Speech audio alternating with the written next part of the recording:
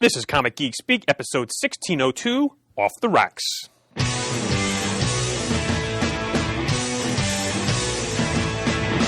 it on Wednesday, and you was talking about it, going to the volume up. These guys will talk about it, everything that geeks love. From tapes to laser beams, opinions like the seasons on everything you read. And comics, movies, games, toys, artists, Comic Geek Speak, Comic Geek Speak, Comic Geek Speak, Comic Geek Speak,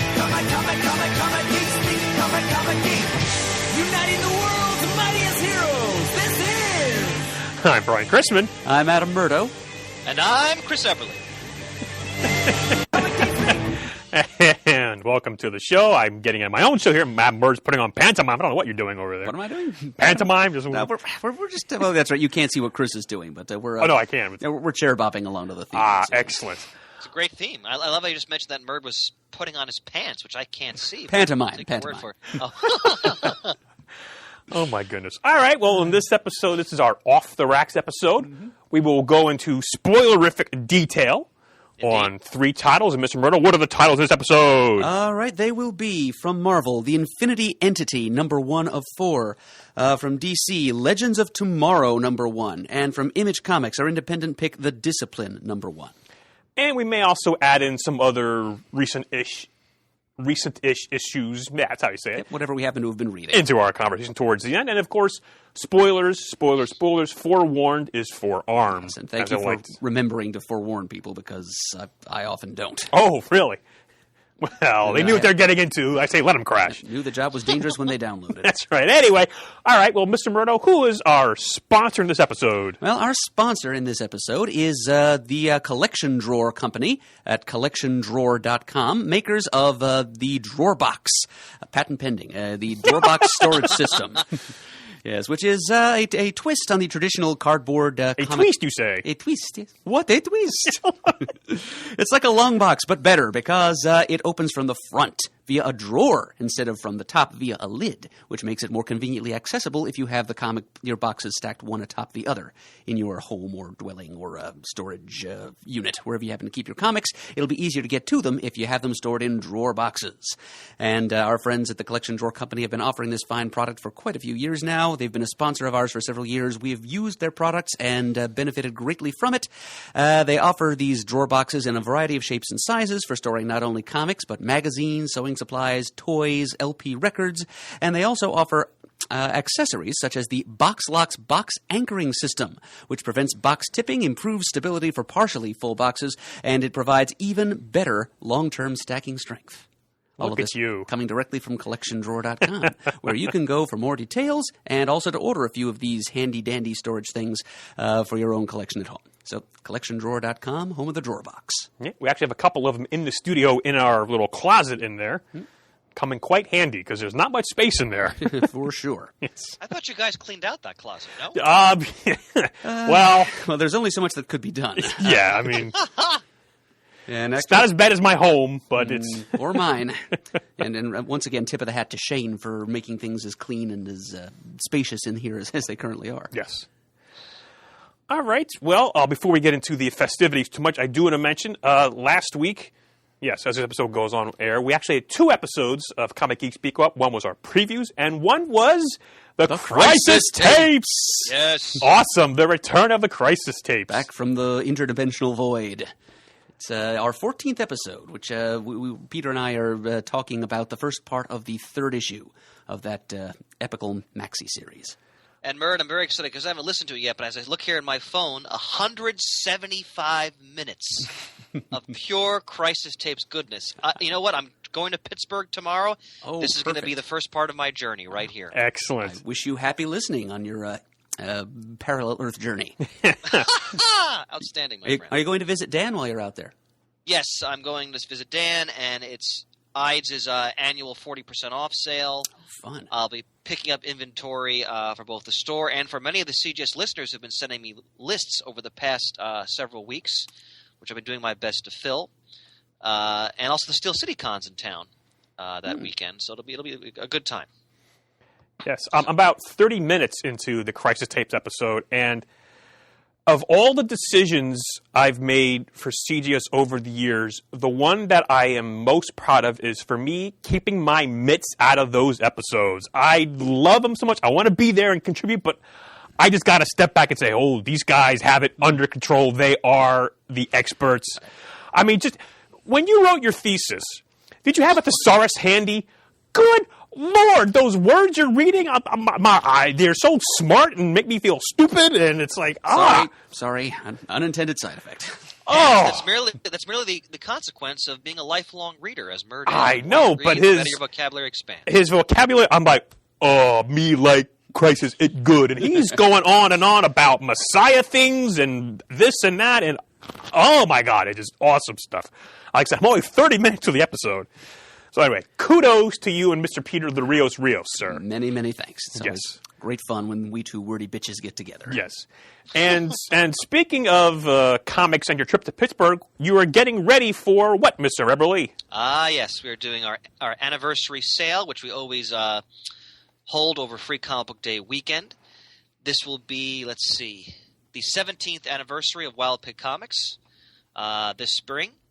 And we'll be holding a massive sale on Free Comic Book Day, which is Saturday, May 7th, the day after Captain America Civil War premieres in theaters. And virtually every item in the store, with the exception of Magic the Gathering cards, will be heavily discounted.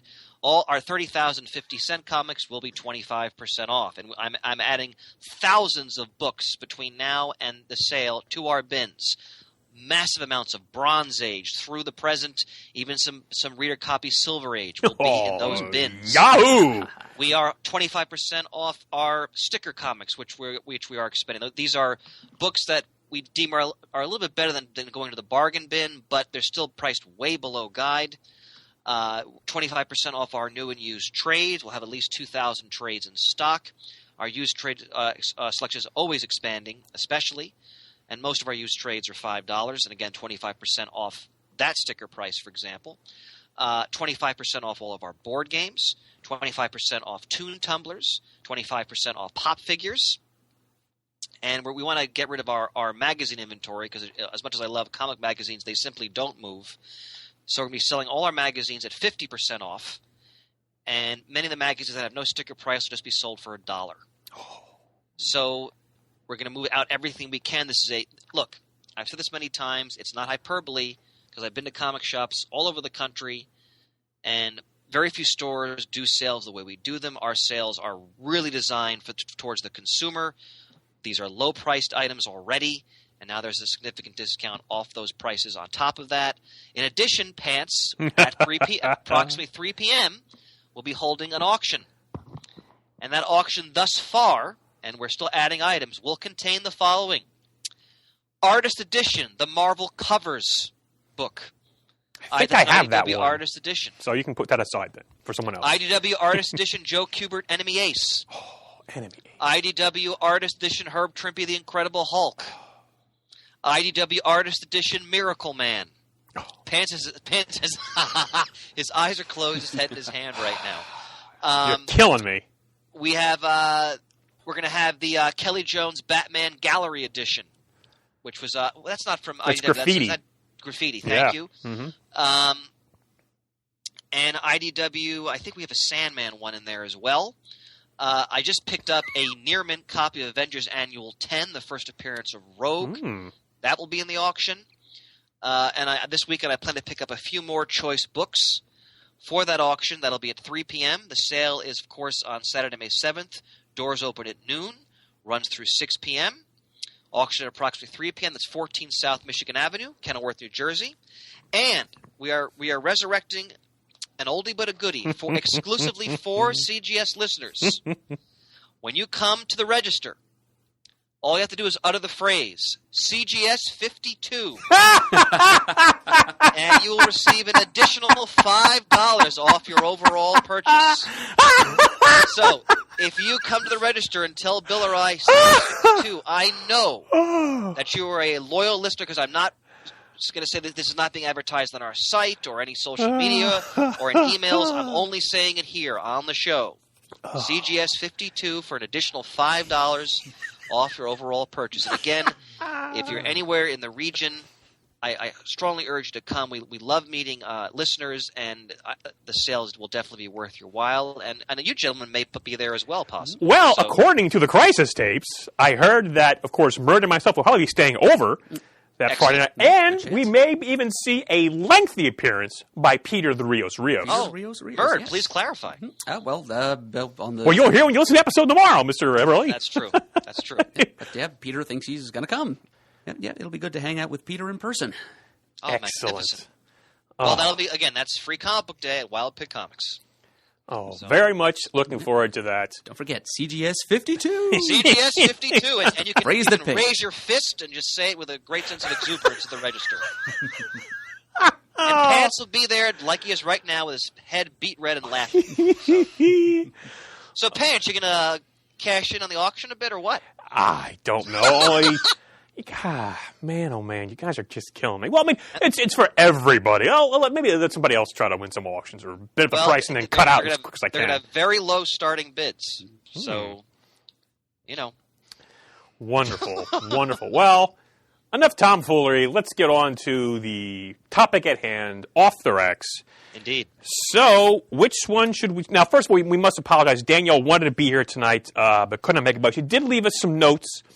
So, because usually I like to have the more the merrier on these episodes. She sent extensive notes. Yes, you did. Because I have only read one of the books. I must apologize for that. But we'll do as best we can with what we have. And where should we start then, gentlemen? What's your poison? Well, let me throw that one back to you, Brian, since really? you've read only one of them. Would you prefer we do the one to which you can contribute first? Well, sure. Let's do that. I read the DC's Legends of Tomorrow #1. So, let me first read the solicitation for that. Excellent. It's 4 powerhouse tales in one colossal comic as some of comics' most legendary talents launch new tales of Firestorm, Metamorpho, Metalmen, and Sugar and Spike. That's right, Sugar and Spike. Cover price $7.99. And they do go by also and give a breakdown of each story. So I'll do that as well if you don't mind. Bear with me. Please. First, Firestorm, written by Jerry Conway. Art by Eduardo Pansica and Rob Hunter. Firestorm is back. To save Jason Rausch, Firestorm will need to retrieve Danton Black's stolen research from Professor Stein's lab. But if Jason can't fuse with Ronnie by the Firestorm protocol, who can? Then we have Metalmen, written by Len Wein. Art by Yildire Sinar and Trevor Scott. Dr. Will Magnus's Metalmen may be the next step in robotics technology, but when the mysterious cyber terrorist known only as Nameless comes after them, they may have met their match. For Metamorpho, written by Aaron Lopresti, with art by Aaron Lopresti and Matt Manning. Metamorpho, a prisoner of millionaire industrialist Simon Stagg. Now, the only person who can save him is Stagg's beautiful daughter Sapphire? But can they defeat Stagg's prehistoric bodyguard Java? Question mark? I keep doing it. Okay. And finally, Sugar and Spike, written by Keith Giffen, art by, Bilquis Evely. The last time we saw Sugar and Spike, they were still in diapers. Now they've grown up and they've become private investigators who specialize in cleaning up embarrassing problems for the DCU's greatest heroes. Sugar and Spike's first assignment: retrieve a cache of Batman's retired costumes that have been stolen by Killer Moth. All right, so should we give an overall buy, borrow, pants for the book and then break down maybe by title? Not a bad idea. Okay. Overall, I give this a borrow. Okay. Overall, I give it a buy. Okay. I give it a strong borrow. Okay, and Danny gives it a borrow. Now, as I recall, and I did a little research on this, back last, I think, July, around the head, before Comic-Con, DC announced like 8 new 6-issue miniseries that included Metalmen, Poison Ivy, Swamp Thing, Raven, Firestorm, Katana, Metamorpho, and Sugar and Spike. So obviously half of those are now in the Legends of Tomorrow. I know there is, I believe, a Poison Ivy that is out. I think there's Swamp Thing is also out. Right, both as miniseries. Right. So this is sort of a combination of what would have been 4 individual series. Basically like $1.99 for each issue. When you put it this way, not a bad deal. Not at all. Not a bad deal at all. Yeah, so that's the history as I see it of how this came about. And I don't know how if they're going to. This is going to be 6 issues. They can publish everything. Do we know at this point? They're going to finish it? I don't think they've told us whether this is ongoing or finite as yet. Okay. All right. Well, guys, please, guys, jump in if you need to say anything. I'm just sort of going to go through and then give my ratings for each one of these. For Firestorm, I gave that a borrow. For Metalman, I gave that a buy. Metamorpho, a borrow. And Sugar and Spike, a buy. God help me. When I heard this, I thought, Sugar and Spike, you got to be kidding me. Sugar and Spike was the brainchild of Sheldon Mayer. Do you know much about him, Merd, historically speaking? Only that he's not Sheldon Moldoff there. Oh, okay. Yeah, but he's a cartoonist, and he's, as I recall, he based Sugar on his own daughter. Oh, really? So it's a kind of a personal project for him. And they tried to get it into newspaper syndication at some point, DC did, but that never quite got off the ground. But it had a long, healthy run as a comic. Yeah, it ran, I think, from like 1956, maybe like 1971. It was, as I understand it, basically just, Sugar and Spike, Sugar Plum and Cecil Spike Wilson were just 2 babies who could talk to each other and had their adventures and what have you. It ran 98 issues. There was a 99th issue that was published as part of DC Silver Age Classics when they closed down the Sparta plant in Illinois, which you mentioned in the Crisis tapes. Haha. Mm-hmm. We also should mention that Shelley Meyer is a very important figure in the early history of the American comic book. I mean, we're talking about, and you're right, Sugar and Spike ran for a very long time, and I believe he had to stop drawing the book because he was losing his eyesight. Oh, okay. Essentially. But he worked for Major Malcolm Wheeler Nicholson at National Allied Publications. He was an editor. He also worked for All American Comics. So he's a very important figure. He was involved in the editing The Flash, Green Lantern, Hawkman, Wonder Woman, JSA.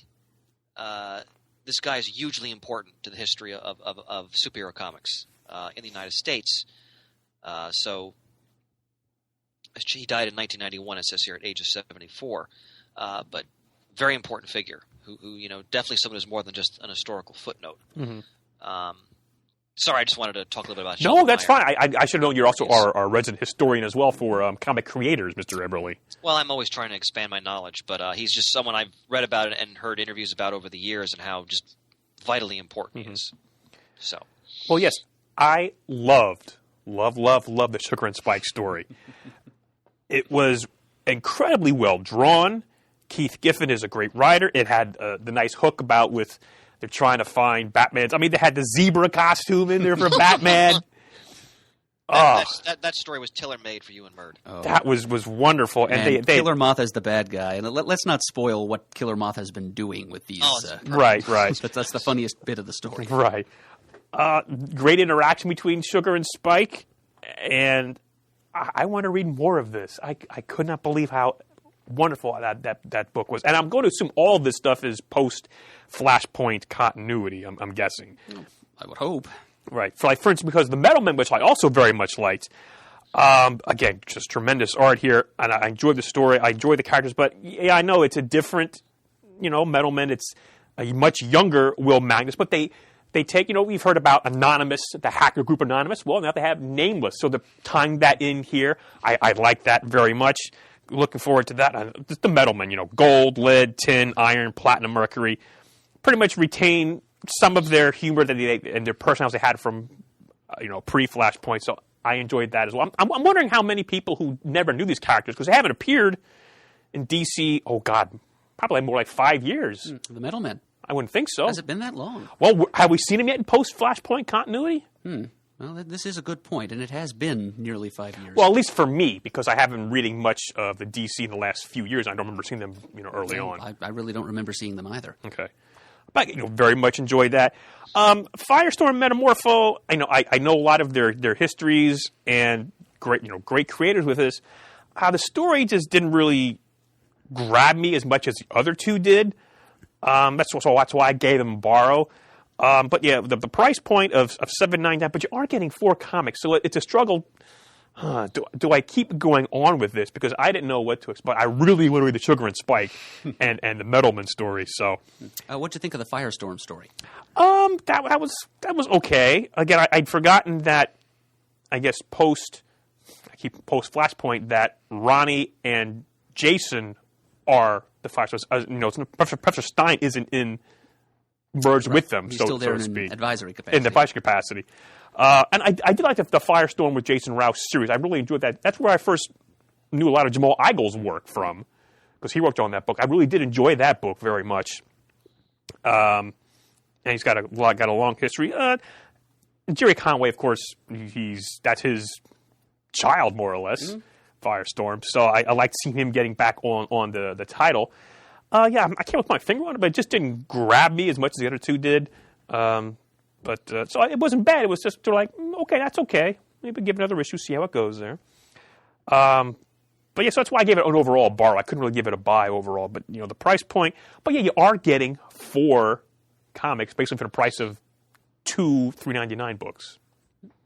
Yep, in a day when you're usually getting like 20 story pages for $3.99, there's Right. no denying. Right. It's worth buying in bulk. Yes.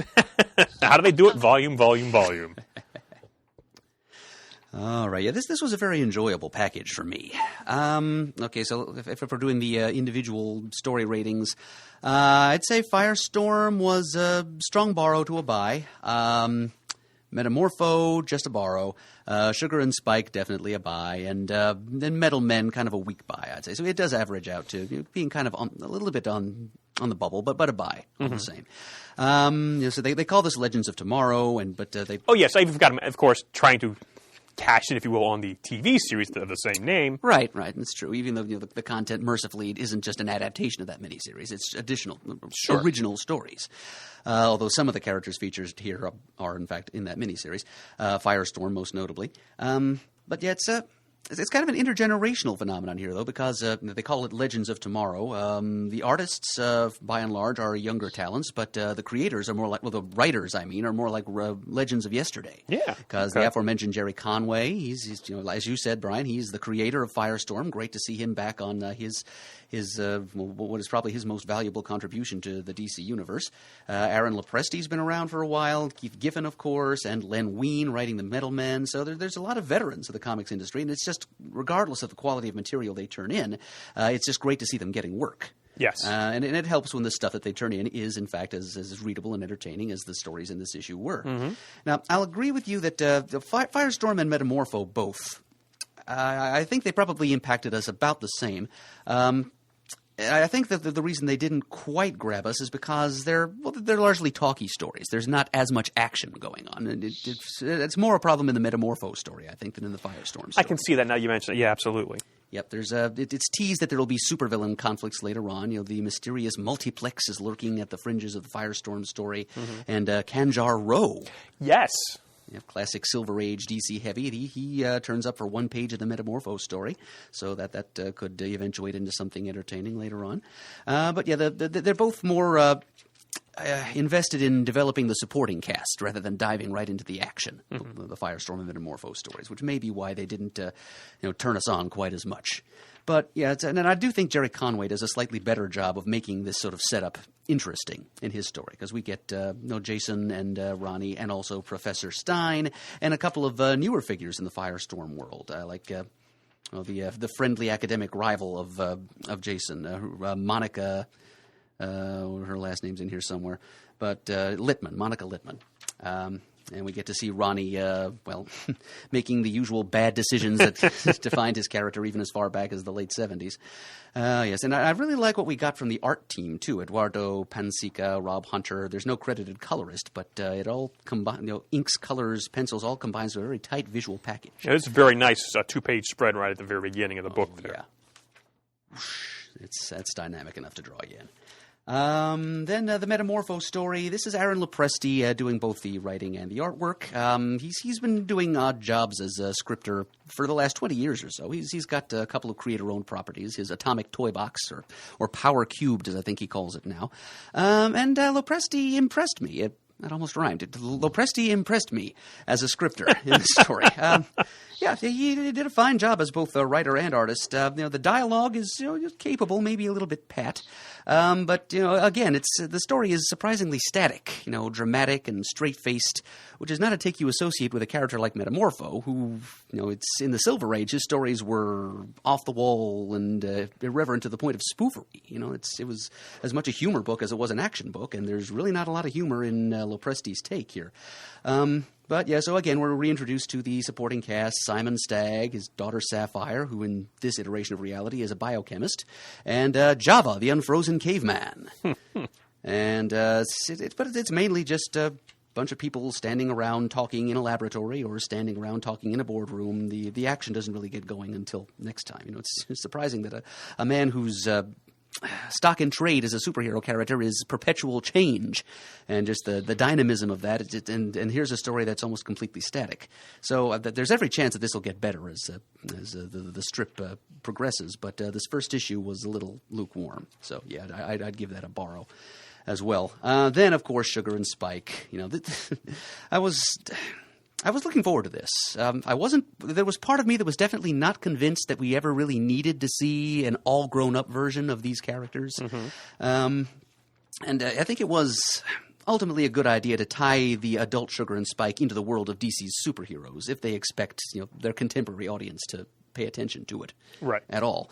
And they got the right creative team to take care of this. Keith Giffen, as we've said, he's a master of humor. And this is identifiably a Giffen story. It's got that trademark patter between two characters. There's the give and take between them. And the artwork, it's stunning to me. Yeah. I've never heard of this artist before. She was the artist on the first Shaft miniseries from Dynamite, of which Chris was such a huge fan. Ah, yes. Yep. And to this, I'm still not sure how to pronounce her name. It's whether it's Bilquis or Bilki or Bilquis. I apologize if I have to put a quarter in the jar. I think we all need to put a quarter in the jar for this one. So again, we send up the Eric Nolan Wethington signal and hope we know something we don't. But at least I was able to figure out that she is a woman. I actually wasn't aware of that fact until a couple of days ago. But I think the original announced artist for this feature was Howard Porter, who's... Oh. Yeah, but I really can't imagine my liking anything Mr. Porter would have done any more than I like what Ms. Evely has done, because it really is beautiful artwork. Yes, it is. It's hard-boiled and yet adorable all at the same time. Yeah. It's seamy and sweet. It's like Sugar and Spike. Right. It's right there in the title. Oh, my God. It works on so many levels. Yeah, they're like a couple of living dolls. It's like Mickey Spillane is writing crime fiction about Raggedy Andy and Barbie's little sister Skipper. You just blew my mind, sir. And it works, too. It does work. It's in the DC universe, and this thing works. I can't believe I enjoyed this. The action is there. There are some scenes of balls-to-the-wall action, but it's still fairly pure at heart. And at the end of the story, there's a little throwaway mention of Bernie, as in Bernie the Brain, who was a supporting character from the Sugar and Spike comics. He's like a kid genius. And here he's apparently Sugar and Spike's gadget man. And while I wasn't happy to see Sugar and Spike shooting people and having a Gimli and Legolas-style body count competition as they go, it turns out they were just shooting them with tranquilizer rounds that Bernie cooked up for them. And then they go home at the end of the story, and it turns out that they're living in two halves of a duplex, still living next door to each other in their little dollhouse after all these years. So, yeah, it's a very good balance of the action and the saccharine. And Keith Giffen... I mean, it's this first script. I wouldn't call it Giffen's best work, but it's funny. It's lighthearted, except for when people are shooting each other, of course, or when Sugar is being mean to Spike. I actually felt a little bad for him by the end of the story. But I'm sure once again this is going to get even better as time goes on too. And I'd be just as happy if they never actually encounter any actual DC superheroes. Just let them be on the fringe. See the supporting characters like Alfred in this issue, or the villains like Killer Moth, and perfect choice of character for this. This isn't the first time we've seen Killer Moth in the post-Flashpoint universe. Oh, really? Yeah, it's Jeff Lemire's Green Arrow run, I think, is where this version came up. So that's I forget who the artist was on that run, but that's where this costume design comes from. Yeah, so that was a lot of fun. And then the Metal Men, they're just as well, just off the wall, crazy action as they've ever been. They're fighting the Missile Men. That's a classic opposition. Len Wein is trying hard. He's giving us a supporting cast here too. He's giving us some good humor. I mean, I think this is probably one of these strips, next to Sugar and Spike, that does the best job of injecting some humor and fun into the script. Dr. Chantilly Lace. She's not just a pretty face Oh. with a ponytail hanging down. Red one to walk, good one to talk. It Makes the world go round. Oh, God rest her soul, Big Bopper. And then this threat of the mysterious cyber terrorist Nameless.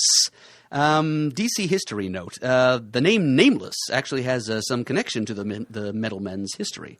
Because at one point there was actually a little female robot that Doc Magnus tinkered together as a girlfriend for Tin. And her name was Nameless. So... You've been reading your Who's Who again, haven't you? Always. Continually. But yeah, so that's my theory as to who Nameless is going in this story might turn out to be.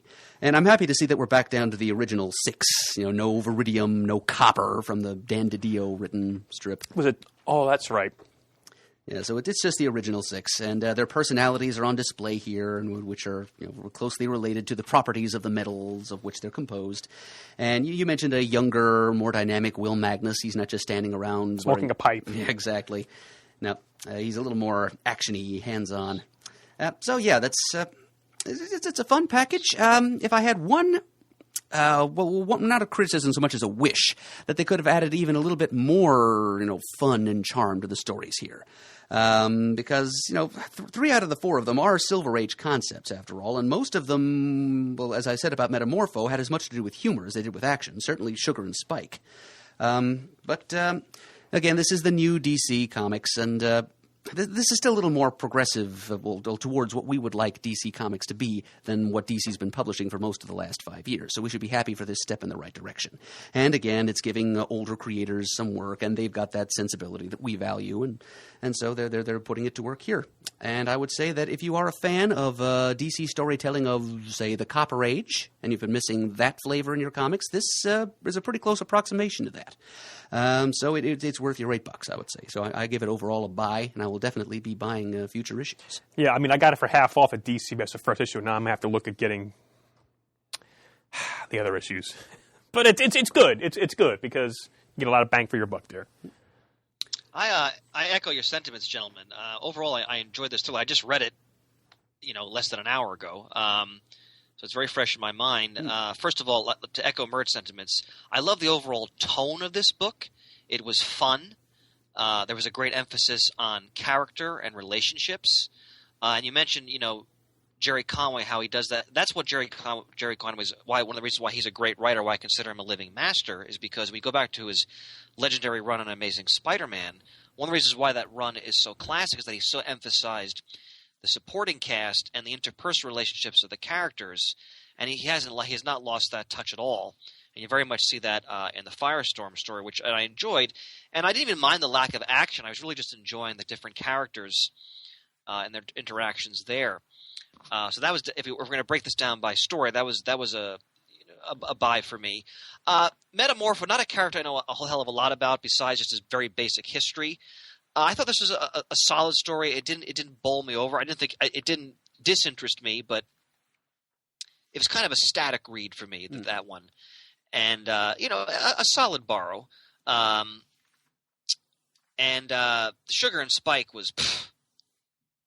I mean, that's you talk about the art of the one and done, and how we've often lamented how it's passing. Not in this book. Yeah, that is a master. Now, granted, we're talking about another veteran master, Keith Giffen, and clearly he has not lost his touch in any way, shape, or form. I was laughing out loud when I read this story. I was thoroughly entertained, and again, the artist, and I loved her work on that first Magnificent Shaft miniseries. Beautiful art, and by the way, in general, I thought the artwork in this book was very well done. Yeah. As a production, I thought this is a wonderful just package, this overall book, and I think it's well worth the $8 because, as you guys mentioned, you're basically paying $2 a story, and the Sugar and Spike was such a breath of fresh air. I've never actually read a Sugar and Spike story in my life. I know the concept, and I know the significance, as I said before, of Sheldon Meyer, but this was so much fun, and just the banter between them, and again, what they had to recover was, I just thought, a stroke of genius on Giffen's part, and such a wonderful callback to a more whimsical time in DC history. And when I read it, I was just grinning ear to ear, thinking of both Pants and Murd's reaction to that turn in the plot, tailor made to your sensibilities, gentlemen. My hope here is that Giffen is going to go back to his notes from the original Ambush Bug miniseries when they did the Ambush Bug Who's Who in the DC universe, including some of the silliest concepts of bygone days. Like have Sugar and Spike investigate all of those. That's a wonderful idea, but it was this. That's the kind of story I want to see more from both companies. You're calling back to your history, but you're doing it in an innovative, fresh way. And let me read what Danielle wrote about Sugar and Spike, because I think it hits the nail on the head perfectly, if I may. Yeah. First of all, she gave the book overall a borrow. Yes. She says here, the Sugar and Spike story I fell in love with. I want that as a series now. It was fun, intriguing, and you didn't need to have a large knowledge of back history to read the story. Perfectly put. Yes, exactly. It's anybody can read this story. You just walk in, boom, no other baggage. If you know some other stuff, you get a little, like we do, you get a little bit, oh, how about that? If you don't, it's still a good story. Did I mention it's very good? It's very well drawn. Did I mention that? And the Metal Men I enjoyed, too, as a solid bar. I'm not a huge Metal Men fan. I haven't read many Metal Men stories, but I certainly respect the concept and the history. But as Murd said, to see creators like Len Wein, Keith Giffen, Jerry Conway, right? These are all great creators and veterans in the comic book medium who should be getting work. And I'm glad to see that they are getting work and they're still turning in, solid to great stories. So I compliment DC on choosing wonderful creators and making it, you're often very dubious when you see like an $8 comic book. Mm-hmm. But this one I think was worth it. So I just give it a strong bar because I didn't think every story was to the caliber of the Sugar and Spike story. But overall, a very strong package. And as you guys said, if you're a fan of DC history, and especially of sort of a bygone era, you definitely should pick this up. So yeah. I enjoyed it. Definitely a very let's pull out a CGS chestnut. It's a buy row. Right? Excellent. All right, what should we do next? I think we should move on to the discipline. Okay, because we don't want to end on a downer, do we? Okay. Yes, exactly. That was my thinking. Well, now, I will read the solicitation for this. Discipline number 1 from Image Comics. Story by Peter Milligan. Art and cover by Leandro Fernandez. Between fighting her sister and hating her husband, Melissa still finds time to fall in lust with a stranger who's an awful lot more than he seems. What appears to be a simple seduction is revealed as something much darker and more dangerous.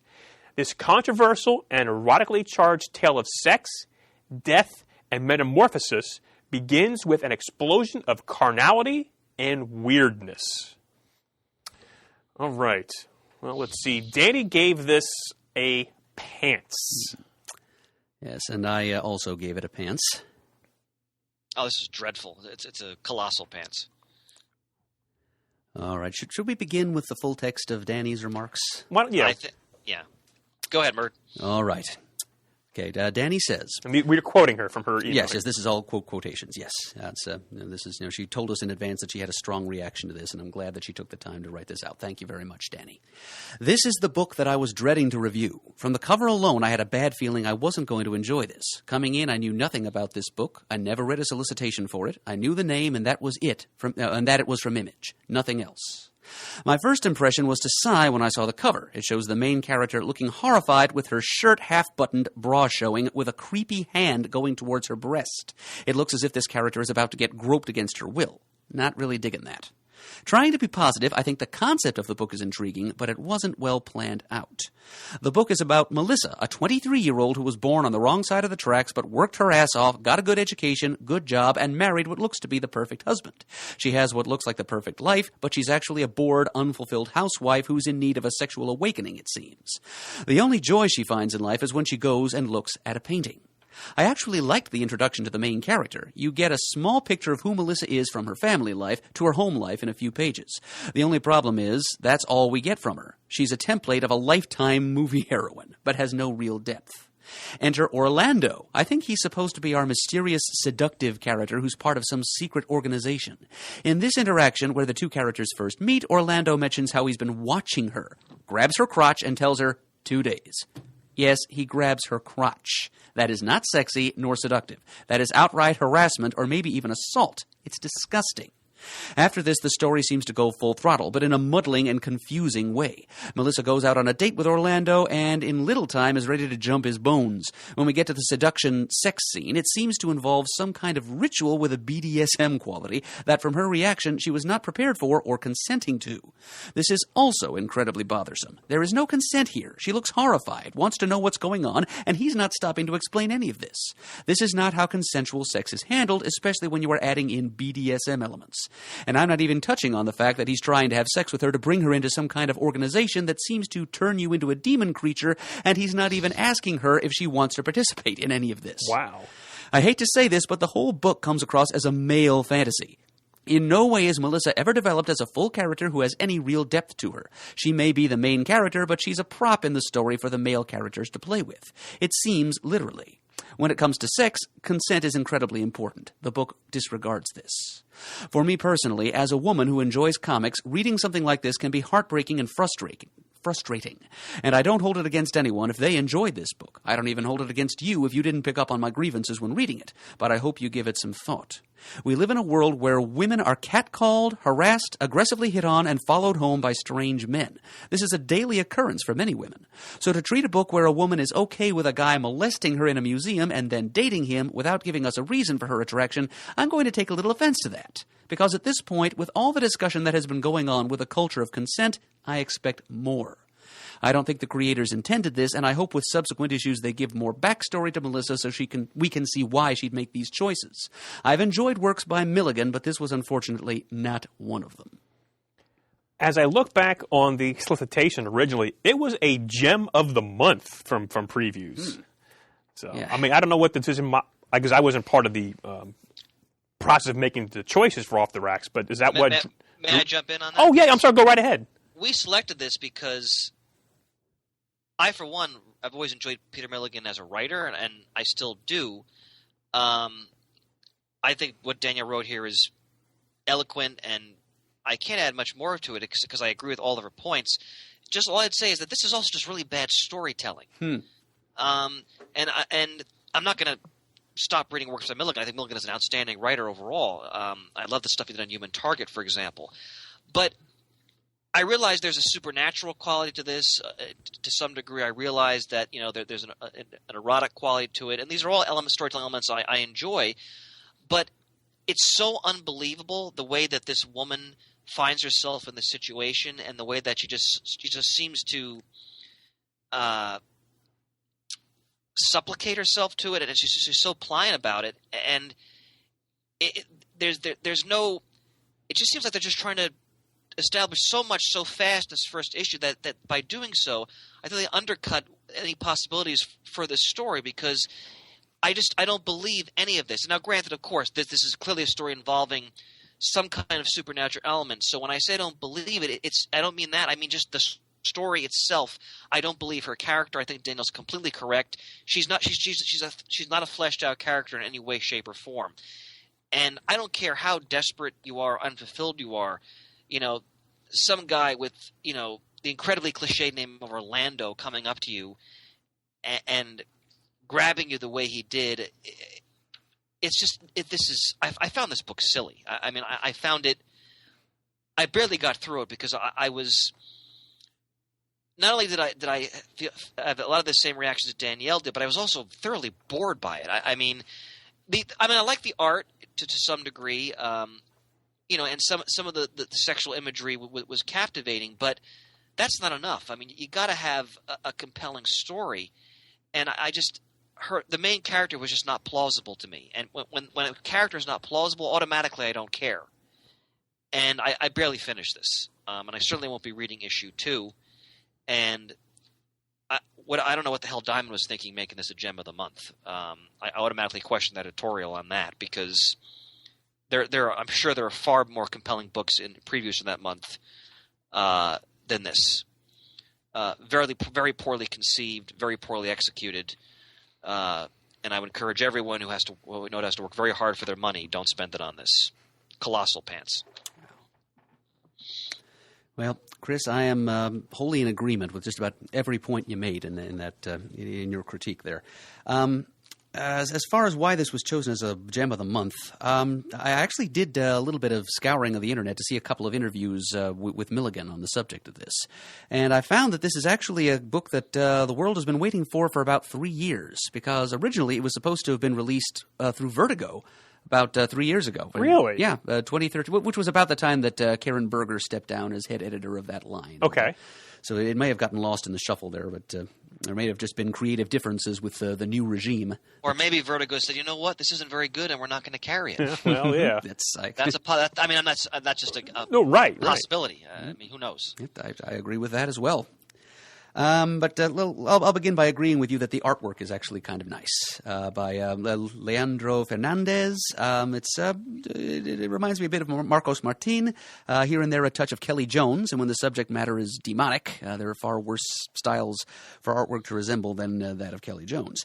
The coloring is nice, and this is still Milligan, so there is the occasional witty turn in the dialogue here and there, but not nearly enough to compensate from the ham-handed and often cliched storytelling that we're getting for the rest of this issue. You know, Chris hit it right on the nail. This is uninteresting, uninspired, occasionally derivative story. I mean, the subject matter kind of reminds me of like a mashup of Twilight, 50 Shades of Grey, the Da Vinci Code, a couple of other things. I thought that. Why don't you throw in the Red Shoe Diaries while you're at it? I'll gladly throw in anything you name, Chris. This is kind of a kitchen sink of like middle brow poplet phenomenon. I wondered if maybe his intent wasn't to just lump them all up and drive a skewer through them. Like maybe this was supposed to be a parody of some kind. But having read his remarks in interviews, the 2 or 3 of them that I read, I didn't get any sense that there was satirical intent involved here. Like one interviewer actually asked him point blank, "Is this intended as like a send up of things like 50 Shades of Grey?" And Milligan said, "No. I've actually that was not intentional. I actually did try to read that once, and I didn't get very far. I clearly was not the target audience."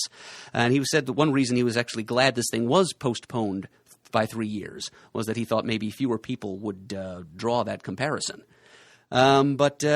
Yeah, I don't know whether I feel better or not that he wasn't intentionally trying to do a send-up of things like that because, well, if it were a parody, it would be a pretty weak one and not really at all funny. And as it is, it's just kind of a pallid and intentionally or not derivative it just bears too strong a resemblance to quasi-pornographic things that are being produced for the public consumption elsewhere and that are, well, not worthy of a creator of his caliber. So yeah, it's just as Danny said and as Chris echoed, the main character was not very well developed. She just appears to be a vehicle for a sexual fantasy that does not appear to be from a female point of view. And Orlando, just about all the characters and situations in here are cliched in one way or another. So that's. I did like the use of the painting by Goya, so there is at least a touch of art history thrown in here, and Da Vinci's Vitruvian Man is also mentioned, so that's something. But then once we get into all the prurient and gratuitous, I'm not sure why all this sexual content is even in here. It's easy. It would be easy enough to tell the story of a woman who's being recruited to take part in some kind of millennia-old factional war between angels and demons or whatever the hell is going on here, without including all the explicit sexual content. And don't mistake this for prudery on my part, because Chris and I both read and enjoy Sex Criminals. That's one of the better books on the stands, and there's lots of explicit content there, but it's done much and Danny, too, is a big proponent of that series. You may remember she nominated a moment from that as Best Cliffhanger or Moment of 2015. But there's a difference between sexual content with attention paid to responsible, consensual sexual behavior and something like this, which is awfully rapey. You come right down to it. There are scenes of a woman not obviously with her own consent being sodomized by demons in this book.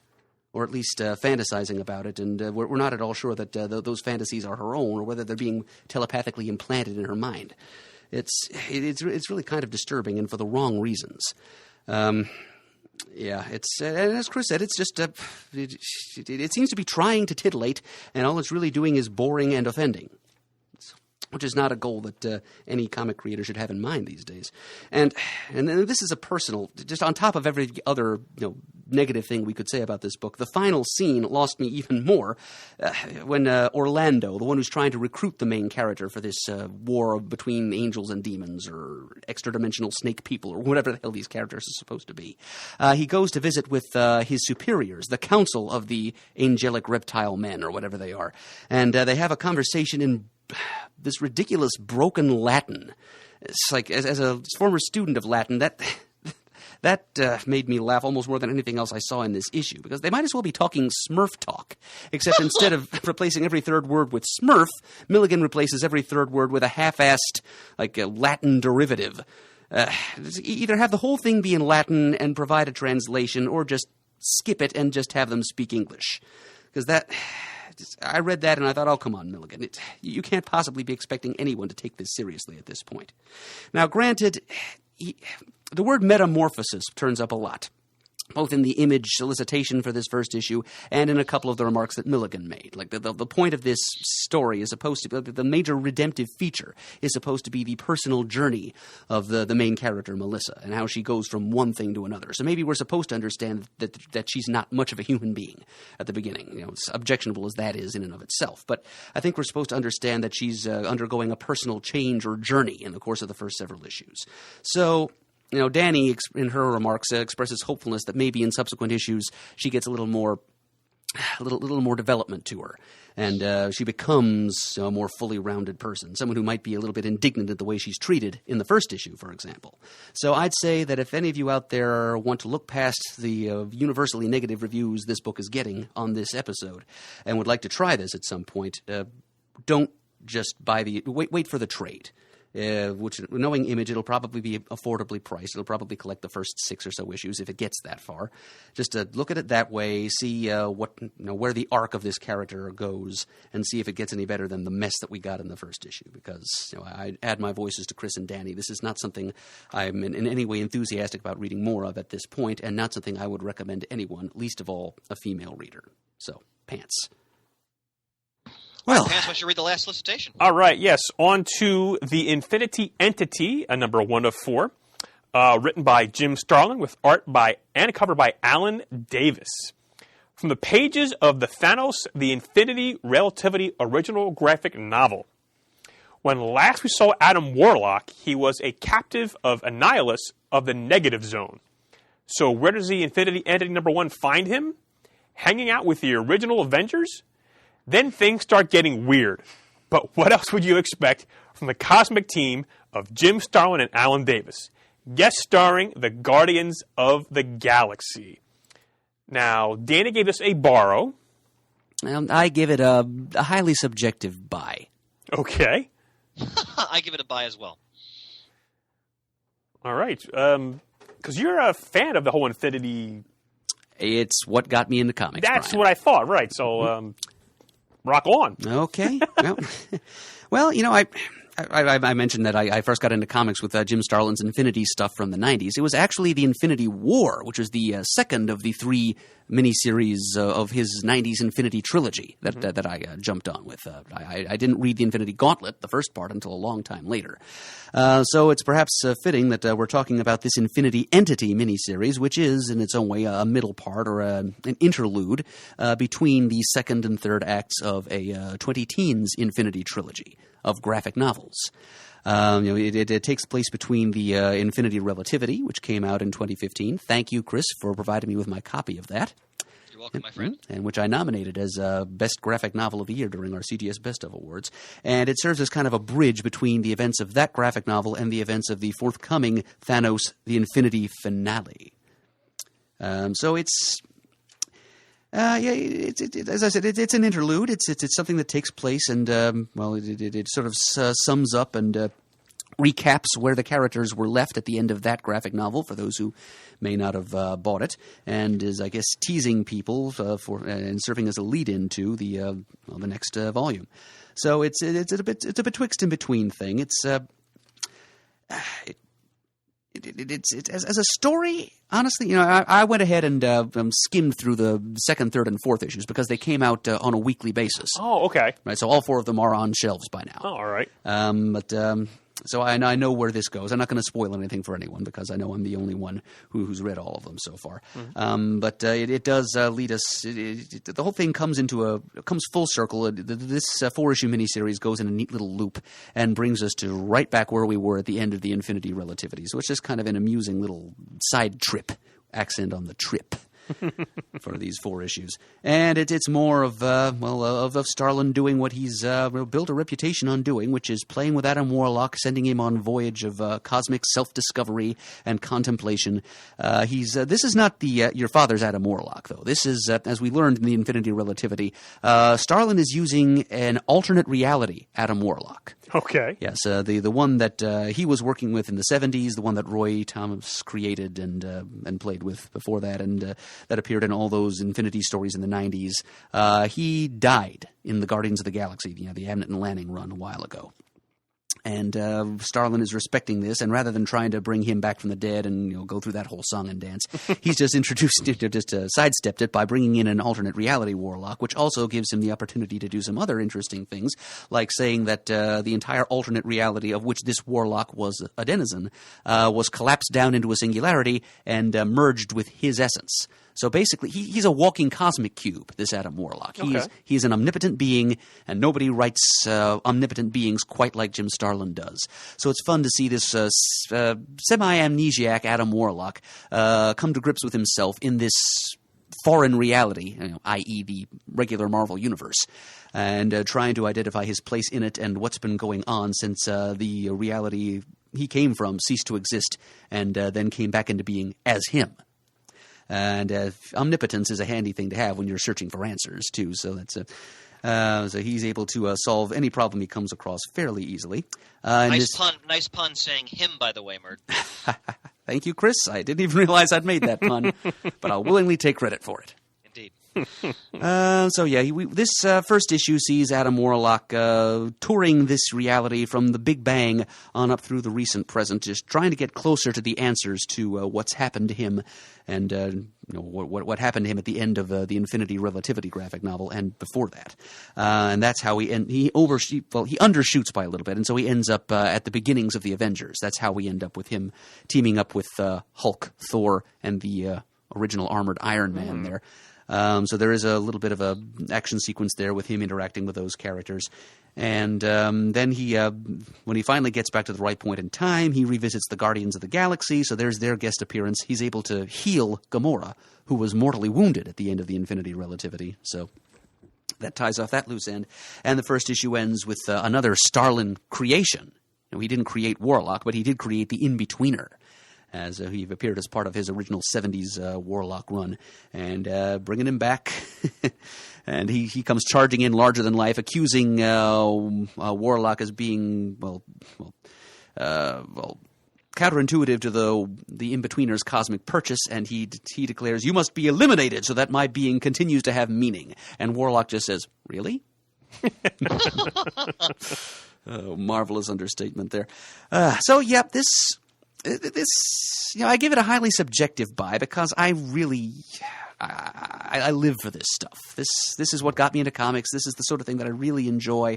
There's the Starlin's trippy, spaced-out cosmic philosophy, and paired with another early love of mine in comics, Alan Davis and Mark Farmer's artwork. Oh, magnificent! Jimmy, God, yes. Taking me back to Excalibur, which was the first ongoing series I ever collected.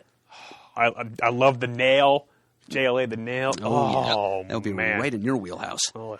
Bringing that art style to the DCU. That was a very fun miniseries, too. Both of them were. Yes. And here, well, it's wonderful. It's beautiful.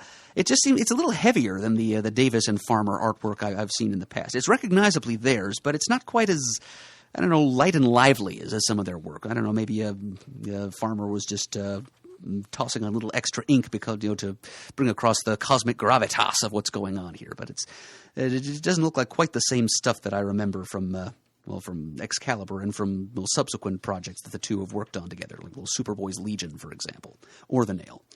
But yeah, it's still gorgeous to look at. It's still a lot of fun, for me at least, to read. Future issues, we see Warlock coming up against the Council of Cosmic Entities, which was another mainstay of those Infinity stories from the 90s.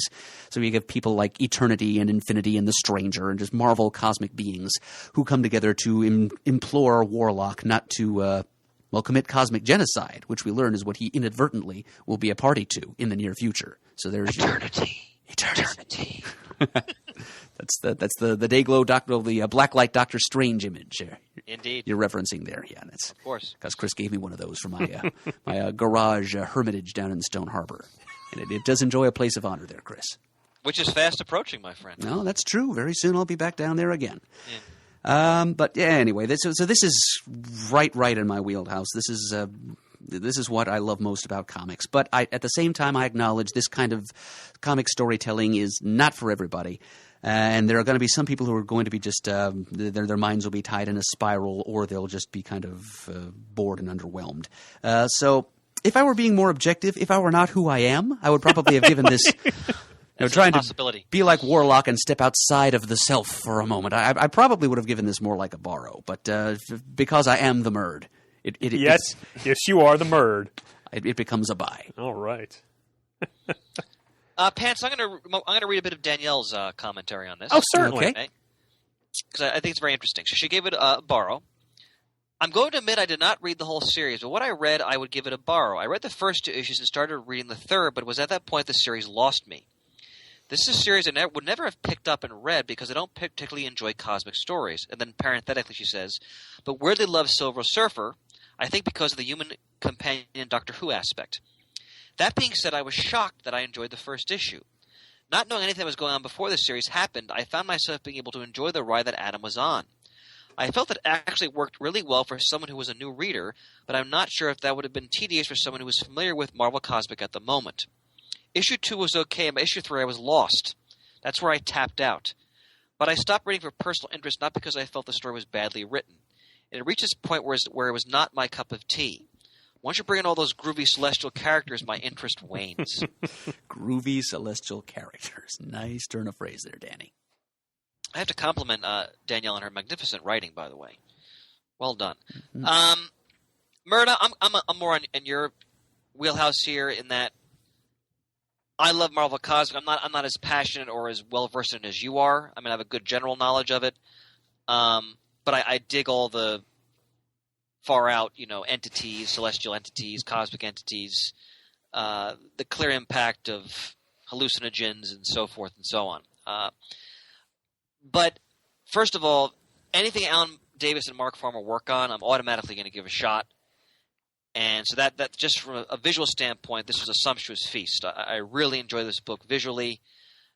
Just when you get to the page where he's experiencing, the Big Bang, it's pure Starlin. I mean, it's just the minute I saw that I was like, I'm in. Can't wait to read the rest of them. I always found the Adam Warlock character fascinating. Like you said, Mert, I think it's really clever that he sidestepped the death of the 616 Warlock and brought in this alternative universe Warlock, which I thought was very clever. And I just really enjoyed him moving through the early stages of the Marvel Silver Age, essentially, and meeting. I mean, this is before Avengers 2 because the Hulk is part of the team. So that was just fun to see. This early incarnation of Earth's mightiest heroes, and of course how Adam Warlock can pick up Mjolnir and toss it around like it's a toy, and he throws it at the Hulk, and of course the Hulk can't lift it, and it drives him right onto his back. The half splash page of Hank becoming Giant Man, I thought was magnificent artwork. Almost had a Neil Adams feel to it. I thought it was beautiful. Oh, I'm seeing it right now. I concur with your assessment, sir. And then thank you, Pants. And then the following splash page is magnificent. Just great, wonderful Silver Age feel to it. Oh man, that's good looking stuff. Yeah, it's this visually. This is a magnificent book. And again, like Merd said, he picks right up from the last Infinity OGN because Starlin's producing a whole series of these. The last one is coming out, as Merd mentioned, in the not too distant future. I forgot which month, to be honest, but soon. And this is all Starlin's wheelhouse. Guardians of the Galaxy's here. We're getting into the cosmic significance of Warlock's presence in this in our sort of our version of the Marvel Universe that we're familiar with. And when I got to the last page and saw the in-betweener, materializing out of sort of this cosmic tableau behind him, Yes. I was like, I eat this stuff up. I mean, it's Starlin, it's cosmic. I think Marvel's cosmic world is just one of the most compelling and interesting facets of the Marvel Universe because there's just so much you can do with it, so much that is yet, I'm sure, to be explored. And I haven't read the rest of them yet, but they're on my nightstand. But just seeing, Thanos standing on a pile of, I guess, various iterations of Warlock corpses, I'm very much in, certainly for the rest of this. And then moving on, of course, to the final OGN and this saga that Starlin has been crafting. I should warn you, Chris, that cover image of Thanos standing on the pile of dead Warlocks is a little misleading. That's fine. Yep, that scene doesn't actually occur in the second issue. That's Really? fine. Sad but true. House ad and cover misdirection is not exactly new in the comic book medium. But Shattered my naivete. But to echo Merd's sentiments, from a retailing standpoint is also a subjective buy because, and I think Danielle, in fact, was very fair in her critique because she clearly understood, the quality of the story and the mastery of the creators involved. But again, if you're not versed in Marvel Cosmic, or if it's not an area of the Marvel Universe you're familiar with, this probably will lose you at some point, or maybe not be as compelling. But again, if you're well versed in Marvel history in general, and especially in Marvel Cosmic, you definitely should read this. Thoroughly enjoyed it, and from that perspective, very much a buy. Excellent. So I think we have some time to go over some other book we've read recently. Sure. If you don't mind, I want to hit on a couple. Go ahead. I recently read the new Black Widow #1 from Mark Waid, Chris Samney, the team behind the Daredevil, which I loved. And I believe, I'm not sure if you mentioned it on the air or not, but Shane mentioned to me that he'd read the first issue and it was a quick read because there wasn't a lot of words in it. Right, just action, action, action. And he is correct. And yes, there is action, action, action. And I dug this story. I would have to give it a buy. There's just a scene, one of these pages where there's about 15 to 16 panels of just action on it, fight awesome. on it. And oh man, I just really dug this issue. And I kind of thought I knew it would because I'm familiar with the character. I enjoyed her last series, even with different team on it. But with the team behind Daredevil, Mark Waid, Chris Samney, good stuff. I'm looking forward to this being a long-running series. That first issue gets, the esteemed and deeply knowledgeable Eric Nolan Wethington, Oracle of the Forums, has declared that issue contains what may be the best chase scene in all of comics. It is a hell of a chase scene. I'll give him that. Oh my God, he's absolutely right. That is just stunning. So that's that. Now, the next thing I want to go to, yes, does have some spoilers on it. When we did our top 5 partnerships, my number 5, I think also Shane's number 5, was the team of Ralph Dibny and Sue Dibny from long ago, Elongated Man and His Wife. And I lamented that their story at the end of 52, where they were the ghost detectives, I wanted to see more of that. And I didn't know they appeared in the new 52 post-Flashpoint. And Merd said, you should try Secret 6. And then he emailed me, number 12. So I was like, okay. So I already had issues 1 to 4. I had read issue number 1, got the others in dollar bids, and didn't really follow up on it. Yeah, the first issue wasn't all that great. Really. Right, because you did that as an off-the-rack about a year ago. Mm-hmm. And we didn't think it was a very well-executed first issue. But the series did improve as it went on. Yeah, nor did I. It was Gail Simone, and the first issue was drawn by Ken Lashley. And yeah, I must admit, I was a little bit lost in the first issue trying to follow who the characters were in the first issue. Yes, I know it's a new 52. They're not the whole same team as before. But I really dug the Secret 6 from before with Gail Simone and Cliff Chang, I believe, was artist on that series. So after Murd's recommendation of finding issue 12, where he said you'll really enjoy it, I hunted down the other 8 issues at the area comic shops. Read them, and yes, it's not the pre-Flashpoint Secret Six. There are some same characters. You do see Catman is in it. You do see, well, I guess Black Alice wasn't really one of the original team, but she was around. Yeah, well, I think Simone no, I'm not even sure that she introduced her, but she was a part of the Birds of Prey series yes, which where I remembered her. I really enjoyed her character in there.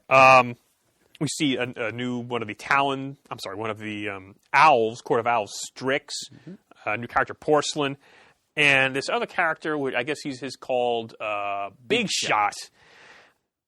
And I'm reading along. It's like, okay. But then as I'm reading along and I see Big Shot's drawing when the book shifts over to Tom Derenick and Bill Eaglesham artwork, some of his drawings of Big Shot is just beautiful. How his face is contorted and everything. And it didn't hit me until knowing what I know of the character before Flashpoint. I'm reading at the end of issue 3. Again, I can mention spoilers.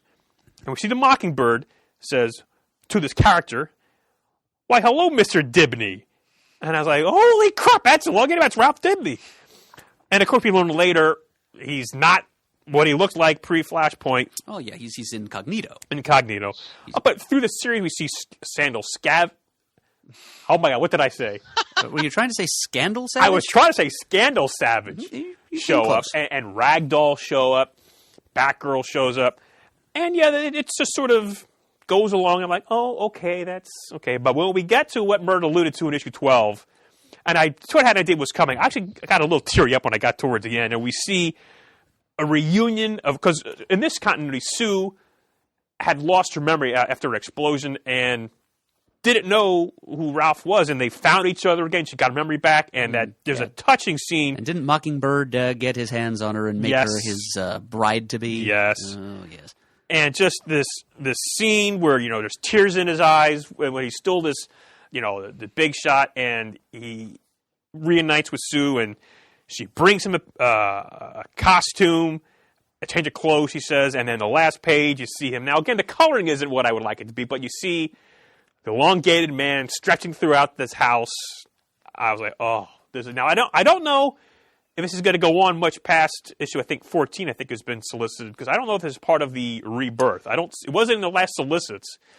So I think I'm going to see it through to the end, because I did enjoy the concept, and I've come this far, and God, I just great to see Ralph and Sue. So thank you, Murd, for tipping me off to pick this up, because I actually went out and paid, cover price for those other 8 books. And I don't normally do that, but I wanted to catch up and read this. And I'm glad to learn that it was worth it.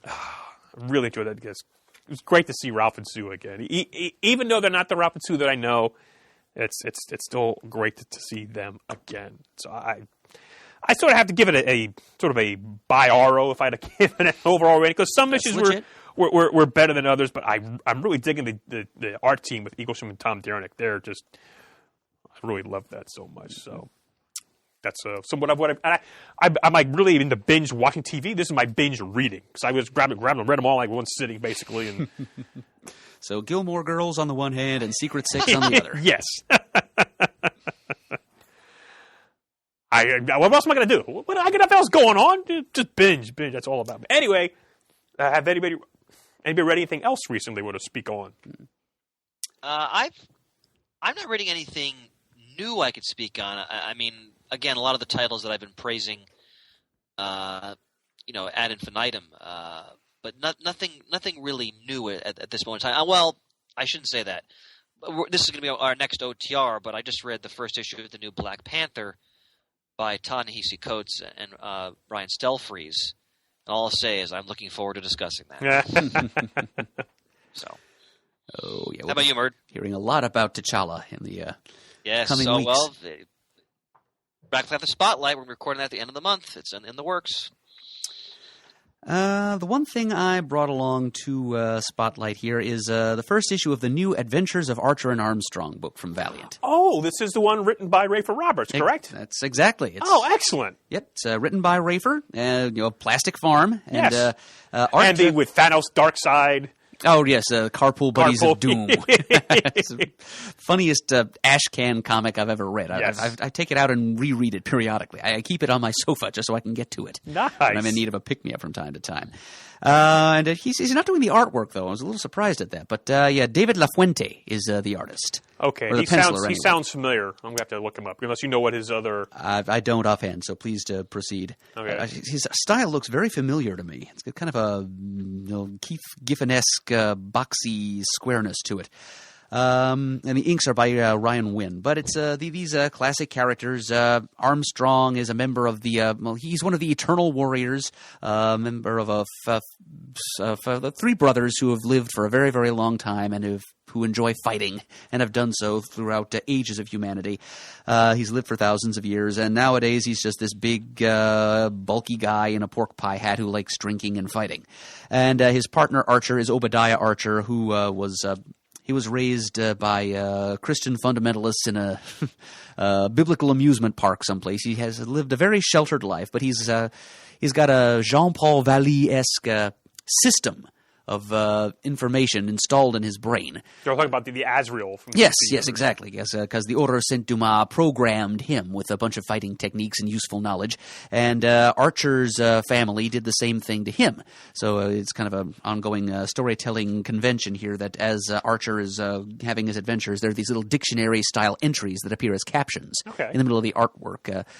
Showing the definitions and descriptions of the things that Archer is doing. Just basically showing you what is being beamed across Archer's synapses at 1 picosecond of time in the middle of his adventures. So in this story, which is a little more lighthearted, humorous, even silly than some that have been told with these characters recently, it focuses on the magic satchel that Armstrong carries, which it's like his bag of holding. There's like a whole world inside of it, and he can carry anything and everything he wants inside of it. But he learns that an old friend of his has died. He decides he's going to drink a toast to his old friend, but he can't find the liquor he wants, so he has to dive into his satchel. Unfortunately, there are a bunch of hostile alien creatures that he's trapped in there over the years, and while he's in there, they start getting out. A couple other of them move against him. Archer has to go inside to rescue him, and they both end up being captured by a being claiming to be Bacchus, the ancient Roman god of wine, who looks like an obese satyr. And so it's this being Rafer. It's he made his name by writing a comic about demented talking toy animals. So you have to explain. There's going to be kind of an offbeat sense of humor to this book, and Rafer certainly doesn't disappoint there. What have you been able to find out about David LaFuente? Oh, let's see. He did some work on A+X, all new X-Men. Batgirl, Batman Eternal, looks like Spider-Man Family, Turf, X-Men. So, yeah, the name did sound familiar. Yeah, Turf. It was about a vampire turf war, I think. I'm not sure. I think that's what that was, anyway. Well, it's kind of a wonky-looking art style, but it's between him and Rafer, this is definitely a humorous small press feel. That we're getting from this for this story arc, and then there's nothing wrong with that at all. So, yep, it's a fun read. It's a little bit of a departure from the Jeff Parker relaunch of a couple of years ago, but still very enjoyable. So, I would recommend it. Very good. Well, that was a lot of fun. I could just sit here and listen to you talk about comics endlessly, Murd. Just your analysis, just Thank you, Brian. I'm in Here. I'm in awe. I'm going to put you on the spot. Do you know what the next round of Off the Racks are, Mr. Murdo? Oh. Yeah, I knew. I'm sorry. I put you on the spot there. Well, we know that it's the new Black Panther series by Ta-Nehisi Coates. Oh, gosh. What was... Another one just came out. Oh, yes. Bloodlines #1. That's Oh, right. really? We just got J.T. that in, Kroll and V. Ken Marion. Oh, my... That's right. That's the DC one, right? Right. It's they're bringing back all those... from the Bloodlines crossover. Like where they made Hitman and other characters. Exactly, yeah. Okay. Yeah, so the first issue of that, and the third thing I'm afraid I cannot think of. Okay. Well, check your local listing for your Yeah, and Murd, I times found and stations. on here as well. That's I correct. don't remember what our indie pick was for April. Damn it, I can't remember. It'll come to us in time. Yeah. All right. Even if we have to go back and listen to that month's previews episode, we'll remember. Give us a month, we'll have it. All right. Well, I think we have a little bit of time left in the episode. Of course. Here comes the air harp. Just playing the harp, ladies and gentlemen. Once again, it's time for Muddle the Murder, our trivia segment. Now, this comes to us from Chris Beckett. Oh, yes, who's tried several times. He says, Geeks, I am resending this as I do not believe these questions have been asked yet. He sent them in December of 2014. They may be lost in the queue. I don't know. So I'm going to go through them. Hopefully they haven't been already asked. You will know. Here we go. Question 1. Independent post-2000. In the Picture Box series Cold Heat from Ben Jones and Frank Santoro, the main character is a huge fan of a pop band whose lead singer becomes a notable character in the series as well. Name the band. And note, this is not a real band as far as I know, but one conceived for the series. Okay. And of course, he was playing for Craig Rousseau sketches of Superman and Batman. Da-da-da-da-da. Well, Chris, may I say you're off to a fantastic start. You may already be a third of the way to those Rousseau sketches. I'm pretty sure that I have not heard this question, so this is probably a unique packet. Sorry for the oversight, Mr. Beckett. So let's see. I have no idea. I've never heard of this series, so I'm sure I've never read it. So The Amazing Joy Buzzards.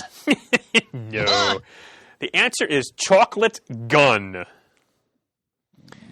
All right, question. We've taken 1,000 monkeys working on 1,000 typewriters to come up with that answer. It was the best of times. It was the blurst of times, you stupid monkey. All right, Marvel. Love The Simpsons. 1970 to 2000. In the mid-'80s series, Strike Force Morituri. Yes. Thank you. Yes, from the Latin. Nos morituri se salut... Nos morituri te salutamus means we who are about to die salute you. It was the gladiatorial salute to the Emperor of Rome. So Strike Force Morituri means Strike Force, we who are about to die. I know you don't mean it, and I know I'm tired of saying it, but you make me feel so stupid sometimes. I'm sorry. It's not your fault. It's my fault. Anyway, in that series, a futuristic science fiction series from Peter B. Gillis and Brett Anderson, the Earth government must recruit young men and women for their Morituri process, a scientific process that imbues each volunteer with superpowers, but will result in their death within a year, in order to fight against the alien invaders, the Horde. From issue 1, what is the primary propaganda tool we see used to recruit our first point-of-view character in the series, Harold C. Everson? A primary propaganda tool. Oh, brother. Yep. This is New Universe, I think. And it's... Am I right about that, Chris? Is it a New Universe series? Strike First Morituri? Yeah. No, it was not a New Universe series. Okay. Well, I don't believe it was part of Marvel continuity either, but... I don't believe so, yeah. Either way, this is... Yeah, I've certainly not read any issues of it, so... I don't think there's any way that such a pedestrian answer can be correct, but I'm going to say it anyway. A television commercial. No, a comic book. Of course. Perfect irony. Perfect. All right, we're getting close. Question 3, DC pre-1970. Okay. Issue 66 of Flash Comics from the 40s included a 12-page story titled The Flash and the Black Widow. According to the credits, as it was reprinted in The Greatest Flash Stories Ever Told, this story was written by an author who would go on to become a well-known crime and horror fiction writer as well as a prolific screenwriter for Hollywood. Can you name him? I love how he says he'd like the whole Richie Ashburn one. No, I cannot, Harry. I name him Sparky. No, can you name him? He should say, what is his name? Right, because otherwise I could just say no. And you're not being muddled. Yeah, brother. Okay. I'm probably going to kick myself when I hear the correct answer. But again, this is another shot in the dark. Maybe I can Abraham Lincoln this. But if not, it's a hard-fought battle, and I can scarce think of a more worthy recipient than Chris, who, as I've said, he's been a loyal listener for years, and he's never succeeded in muddling me thus far. I'm going to say Ellery Queen. Robert. Go ahead. Never mind. I was wrong too. Robert Block. Okay. I have been muddled. He is best known as the writer of Psycho, the basis for the film of the same name by Alfred Hitchcock. Okay. So, Chris, first of all, I'm sorry that we missed you in the queue there, but you have successfully muddled the Murd. So I'm giving these sketches to Murd to, at his own personal cost, mail to you. Let's stress that. But it's all right because Chris has actually sent things to me at his own personal cost. Okay. So it is with total alacrity and even happiness that I send him these things. Okay. Chris is a great booster of the show. Did he include his address? I will forward this to you so you can... Oh, that's okay. I can just, I do have access to the CGS email. Of course you do. I do not look at any of the Muddle the Murd submissions. That would be cheating. But I can access them in situations such as this. Yes, and we have gotten a few in since our last call for them. Yes, so and thank you very much wonderful. we still have one more sketch to give away, a head sketch of the Hulk by Will Spartasio. And I'm sure we can scrounge up some more prizes. Wild Pig will be happy to donate some prizes. Outstanding. Excellent. Thank you, sir. All right. Well, that I believe now. Was anything else on the agenda? Well, let me just remind folks of the rules for Muddle and Murder. Oh, sure. Go right ahead. 3 questions, 1 Marvel, 1 DC, 1 some other publisher. Also breaks down by chronology, 1 comics before 1970, 1 comics between 1970 and 2000, inclusive, and 1 comics post-2000. And send them along to comicgeekspeak@gmail.com. Put Muddle the Murd in the subject line, and don't forget to include the answers to your questions. Because otherwise, if you muddle me, how will we ever know? Right. All right. Is there anything else to chat about, gentlemen, or are we ready to wrap this episode up? I think we've shot our bolt, Pansy. Very good. All right, Murd, we're going to remind us once again of our sponsor. All right, our sponsor is the Collection Drawer Company. Go to collectiondrawer.com to find out about their flagship product, the Drawer Box, and all of the permutations thereof and all the accessories available therefor. Tell them CGS sent you because it's you'll thank us later. Okay. It makes collecting that much easier. You're on. Darn it! I forget. I'm Shane now. All right. If you'd like to send us an email, you can send an email to comicgeekspeak@gmail.com. Are you ready there yet? We'll be in just a second. I'll leave us a voicemail. The number is 267-702-6642. You can follow us on forum. We're at Comic Geek Speak. What? You can follow us on Twitter. We're at Comic Geek Speak. You can also go to our Facebook page, give us a like, visit thecomicforums.vanillaforums.com to participate in the best little comics discussion community on the interwebs, where you can also leave feedback about this and many other episodes that we've done in the past. Tell us what you thought of our off-the-rack picks this month, if you've read them. We'd like to give special thanks to everyone who's donated to the show in the past. We really appreciate it and could not do the show without you. Free Comic Book Day coming up May 7th. Wild Pig Comics. Be there. CGS 52 for your $5 off overall transaction code. And we are, as always, uniting the world's mightiest heroes, one listener at a time. You got